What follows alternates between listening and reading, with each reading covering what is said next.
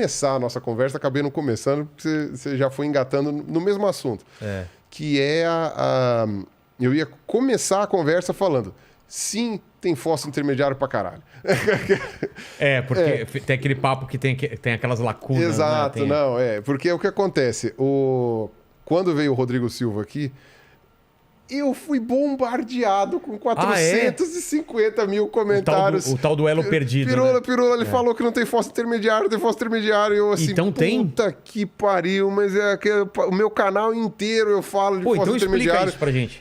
E aí, então, eu ia falar, tem isso.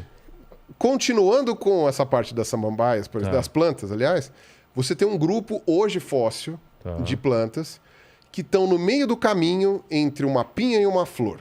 Eu estou simplificando ao máximo aqui, mas você tem a amostra de como que de uma planta... Foi de um para outro. De plantas que tem semente, mas não tem flor nem fruto, para uma planta com semente, com o fruto que protege a semente e que tem a flor como objeto de reprodução, como órgão reprodutor. Entendi.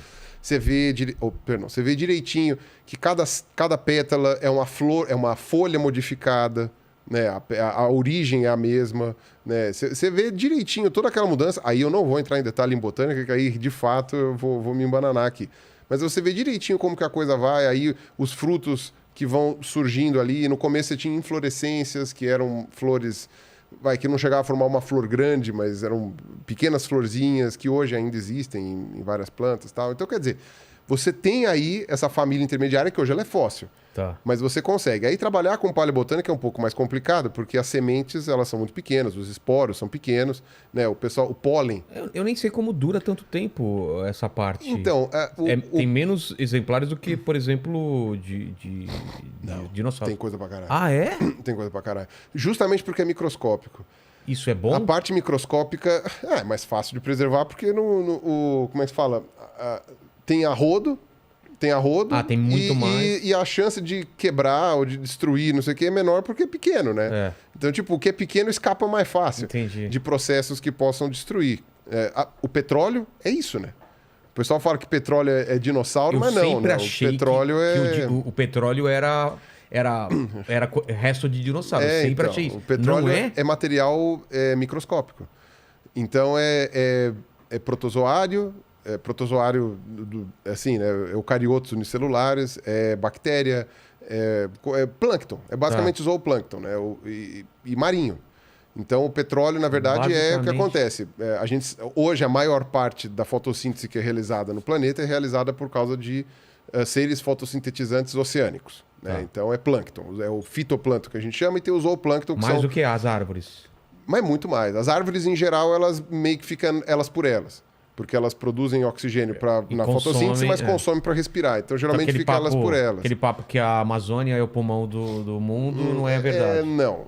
A Amazônia, no fim das contas, acaba tendo uma produção maior do que consumo por uma série de fatores ali, mas não o suficiente para fazer a diferença da quantidade de oxigênio no planeta. O que faz a diferença é plâncton, até porque o oceano cobre a maior parte do planeta. E meio que você tem fitoplâncton e zooplâncton cobrindo os oceanos como um todo. Né? E aí o que acontece? E o zooplâncton, né? Ou seja, que são os animais microscópicos e também protozoários e tudo mais que não são fotossintetizantes, esses animaizinhos microscópicos incluem inclusive larva de invertebrado. Então o camarãozinho minúsculo, quando ele nasce, não sei o que lá, ele fica em suspensão ali, comendo esses protozoários, tal, não sei o que, até ele crescer, e aí ele desce, vai para o fundo do oceano comer detrito, né, essas coisas. Então, quer dizer, você tem todo esse fluxo, né? E isso é o que morre, deposita no fundo e tem quantidade suficiente para que no futuro se formasse ali os hidrocarbonetos que vão dar origem ao petróleo. Né? Na verdade, o petróleo ainda é hidrocarboneto, mas enfim. Porque aí o que acontece? Aquilo lá decanta, vai até o fundo do oceano, vem os sedimentos também, né? Areia, tudo isso vai cobrindo, e aí a pressão e a temperatura ao longo dos milhões de anos vai formando toda aquela massa, não sei o que depois, as alterações químicas que se formam geram uma substância ali, como posso dizer ali, pegajosa, que vira o óleo. E o gás também, né? Você tem a produção gasosa, né? Enfim, tem de vários tipos. E umas mais densas que as outras. e isso daí depois é que acaba virando petróleo. Tem a ver com episódios de grande mortandade, de fitoplâncton, né? Então, uma mudança muito drástica no ambiente, uma coisa assim que acaba fazendo com que eles morram em quantidade, e aí a formação do petróleo foi essa. E é por isso que a gente tem petróleos de várias idades diferentes. Né? Então, aí o Sérgio ia poder explicar melhor que ele trabalha com isso. Sobre isso. Mas você tem petróleos de várias idades diferentes. Então, daquelas 3 eras que eu falei para você, né? Que a gente tem o Paleozoico, o Mesozoico e o Cenozoico. A gente está no Cenozoico. Você tem petróleo Paleozoico, petróleo Mesozoico, petróleo Cenozoico. E aí... aí o pessoal que extrai petróleo é que vai saber explicar melhor. Por exemplo, você não sabe qual é o período que é. Não lembro. Não lembro, não estudei. Eu sei que tem algumas áreas, se não me engano, o Oriente Médio, o petróleo é mais recente. Ah, é? Eu acho que é. Putz, pode estar falando uma cagada, mas se não me engano, o petróleo no Oriente Médio é mais recente. O Mandíbula pode também dar uma pesquisada no Google. O Google ali... Vai no Google que você está trabalhando pouco hoje. Eu posso dar uma olhada aqui também, mas é que demora um pouquinho. Não, ele vê lá. Eu vejo aqui. O celular aqui tá meio lerdinho. Né? Aliás, quem quiser patrocinar, aí, exatamente. Se for Samsung, Xiaomi, não tô vendo, não tem problema. O iPhone, não sei. O iPhone é bom, mas eu tenho dificuldade de aprender a mexer naquela... Você nunca teve iPhone? Eu sempre é muito tive iPhone, diferente para mim. Quando eu vou pro Android, eu me atrapalho. Para mim é muito diferente, cara. Eu sei que era melhor ter um iPhone para Instagram, né? Porque o Instagram é um aplicativo feito para iPhone. Né? Até ele diminui de propósito a qualidade, né, do vídeo, se você faz no Android. Os caras são filhos da puta, né?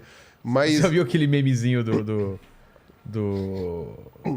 Por que os dinossauros não tiravam selfie, né? Você já viu que os... Qual aquele que tem o bracinho curto? Tiranossauro só tirava do sovaco aqui, né? Fala, Mandíbula. Já viu as fotos de selfie aqui do... Fala, Mandíbula, você chegou a pesquisar? Parece que tem 200 milhões de anos. Qual? Do pré-sal.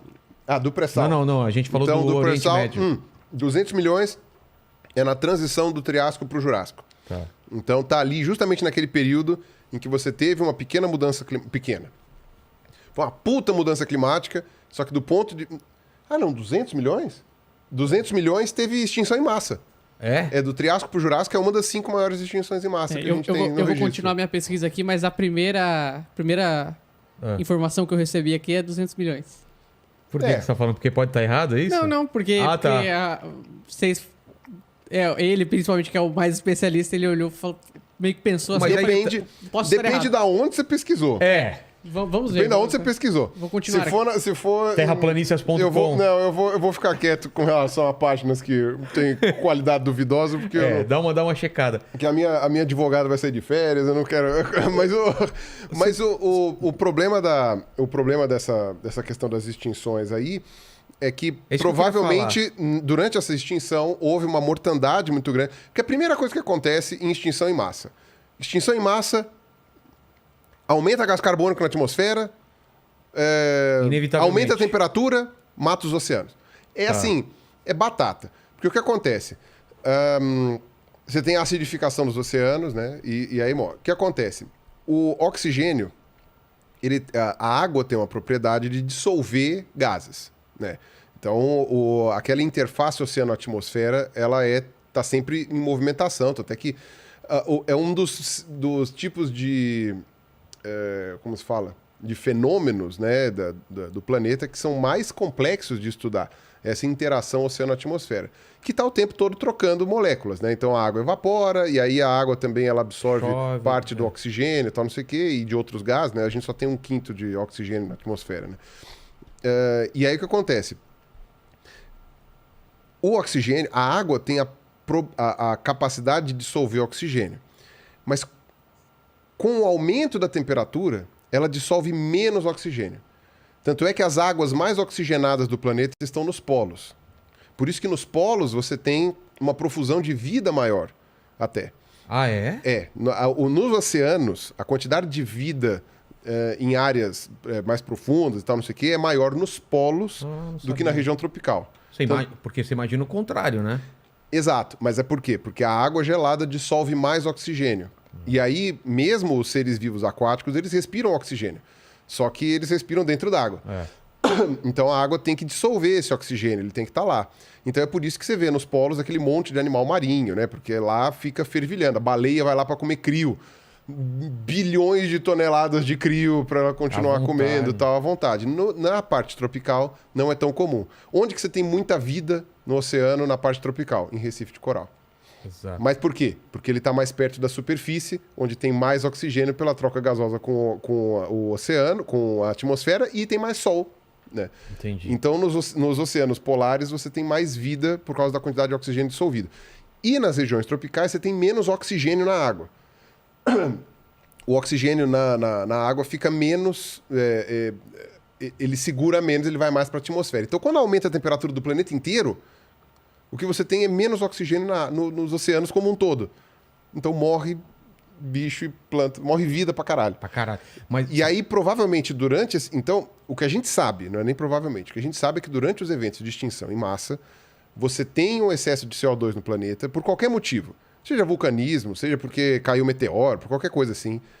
Esse excesso de CO2 na atmosfera esquenta o planeta. CO2 e outros gases, né? Pode ser outras coisas também. Mesmo material particulado, enfim, não sei o que, metano, tudo mais. Esquenta abruptamente Esquenta o planeta, sai o oxigênio, foge dos oceanos, né? Tipo, morre uma quantidade gigantesca de vida. E aí... Mas esse oxigênio que vai, ele não volta com chuva depois? Com chuva não, ele volta quando esfria o planeta depois. Caramba. E aí o que acontece? Porque o problema é, ele pode até voltar, mas não segura. Ah, tá. Volta e volta e não segura, porque a temperatura não permite. Ah, tá. E aí o que acontece? Quando isso acontece, quando cai o índice de oxigênio, morre muito, provavelmente é aí que se forma o petróleo. Eu digo provavelmente aí porque essa parte eu efetivamente não estudei. Entendi. Mas como você tem uma mortandade muito grande de vida no oceano, e como a maior parte da vida no oceano é fitoplâncton e zooplâncton, aí é que deve formar umas camadonas de micro-organismo morto que vai virar petróleo depois. Então faz sentido que você tenha uma quantidade muito grande de petróleo numa divisa perto de uma extinção em massa. Para mim faz sentido. Agora, no Oriente Médio, se não me engano, o petróleo é mais recente. O petróleo é mais recente. Mas eu queria falar das extinções, essas grandes extinções. A gente teve 5? Grandes extinções que a gente chama são 5. E a sexta... Elas são cíclicas? Ou seja, a gente pode esperar uma sexta ou não? Então... Quais são? Enumerar a primeira... Elas não têm... quer dizer, alguns... teve cientistas que propuseram que existe um intervalo mais ou menos constante entre elas. Ah, é? Não é uma ideia muito bem aceita, até onde eu pude ver, porque é muito difícil de você estabelecer um motivo para isso. O motivo que a pessoa deu foi geológico, com relação a erupções vulcânicas. Então ele fala, você tem períodos de calmaria, do que diz respeito às placas tectônicas e tudo mais, e tem períodos em que elas se movimentam mais, e nesse período que elas se movimentam mais, tem mais vulcanismo, mais gases de efeito estufa na atmosfera, e aí esquenta mais e gera mais extinções. Fala. 40 milhões de anos no Oriente Médio. Falei que era mais novo. Olha só. Falei que era mais novo, rapaz. Isso não tem a ver com a qualidade do petróleo para uso... Tanto, aí já é com sacane mesmo que a gente tem que perguntar. Aí eu não tenho a menor ideia. Eu sei que tem a ver com a densidade. Ah, tá. Então, agora, eu não lembro agora. Eu posso dar um chute também, depois vocês fazem a aposta, ver se eu acertei. Tá. Né? Eu acho que o petróleo mais antigo, ele é mais denso. Eu, se fosse chutar, também falaria isso. E aí, tá mais tempo... por isso, talvez ele não seja de uma qualidade, mas tem que ser refinado melhor. O pessoal faz asfalto, borracha, sei lá. Eu não lembro agora qual era a coisa. E aí, o petróleo mais novo, ele é um pouquinho menos denso. Não lembro.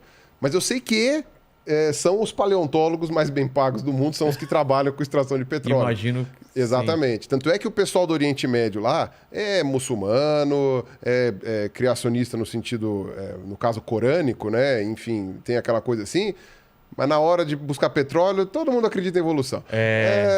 Olha, não sei o quê, porque, olha, precisa de um estratígrafo para ver a profundidade certa. E aí você sabe, pelo tipo de fauna, de microfauna e microplâncton que você tem lá, você sabe direitinho. Então é interessante, porque o pessoal que trabalha com essa questão de exploração de petróleo, os caras passam a vida no microscópio. O que acontece? Eles pegam a amostra, né? Os caras fazem aqueles testemunhos, né? Que é uma broca que fura faz e um cilindrão, né? E chupa o... Putz, os caras vão pegar muito essa aqui pra me zoar. Né? Os caras... Vou colocar uma rola gigante o pirula fazer isso aqui e chupa, né? Não, os caras pegam aquele testemunho de sondagem, né? Que eles chupam de profundidades específicas daquele sedimento, mandam pro paleontólogo ver. Analisar. Aí o cara vai lá e ele vai no microscópio separar o tipo de fóssil, de microfóssil que tem lá. O que acontece? Muitas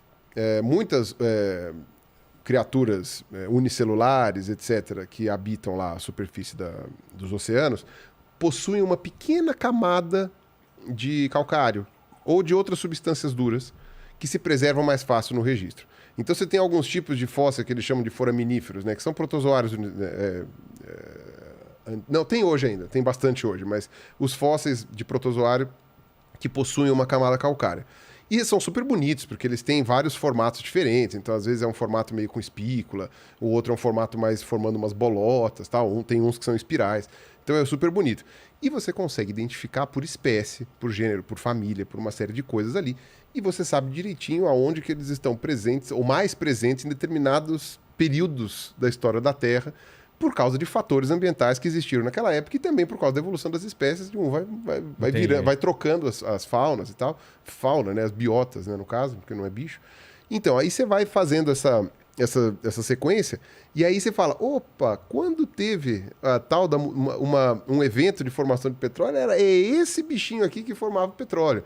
É esse aqui que não sei o quê. Então, você consegue ir buscando pela profundidade, a ponto dos caras poderem dizer, achamos essa espécie de foraminífero, essa quantidade, né, de vida aqui, né, dos fósseis, de microfósseis, cava mais um pouquinho que está chegando. Ah, é? Você consegue falar, se tiver petróleo aqui, é um pouquinho mais para baixo aqui, porque está chegando. E aí, dependendo do que for, pode chegar e falar assim, está longe ainda. Pode acabar. Eu sei que dá para chegar, em determinadas situações, nesse tipo de previsão, digamos assim, sabendo toda a estratigrafia do negócio, né, os estratos e o tipo de biota que você tem em cada um, de microfóssil, você consegue dizer que, tipo assim, provavelmente vai ter petróleo descendo um pouquinho, provavelmente vai demorar bastante para aparecer. Você consegue ver o nível das perfurações e tal, inclusive fazendo a prospecção, que aí é o trabalho do Sacani. É que ele faz isso do ponto de vista geológico. Mas sempre tem que ter um paleontólogo junto para ficar avaliando aqueles microfósseis. Então, quer dizer, na hora da extração de petróleo não tem criacionista. Aí Minto, até tem, porque tem o pessoal que diz que o petróleo é inorgânico, ele é formado por processos químicos que não envolve não é combustível fóssil. Nossa. Tem um pessoal que defende umas ideias meio bizarronas ali, mas, enfim, no geral, ninguém leva muito a sério. Né? E aparentemente a nossa condição de explorar o petróleo, de extrair o petróleo, demonstra que a explicação mais bem aceita tá certa, né? Senão a gente ia ter mais dificuldade de achar petróleo. Previsibilidade que o pessoal consegue achar, né? A lógica ia ser outra. De replicar. Né? Para achar petróleo e tal.